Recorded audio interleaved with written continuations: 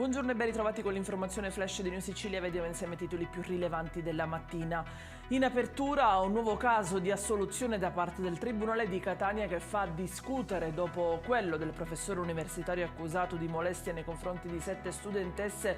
Il pubblico ministero si appella a una nuova sentenza di assoluzione nei confronti questa volta di un militare accusato di violenza sessuale, maltrattamenti, stalking e lesioni nei confronti dell'ex.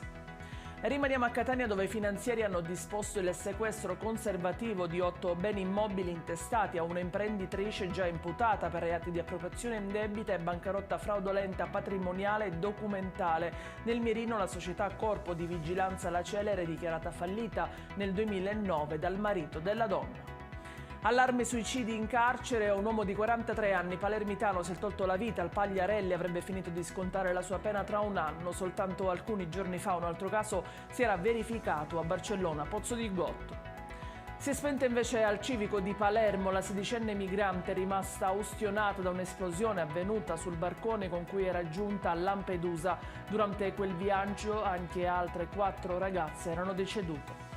È in chiusura la nascita all'ASP di Siracusa di un laboratorio per la preparazione di medicinali a base di cannabis per uso medico, è il primo caso in Sicilia. Ed è tutto per queste edizioni, vi ricordo come sempre che i dettagli su queste notizie e molte altre li trovate sul nostro sito e sui nostri canali social. Grazie per averci seguito e a più tardi.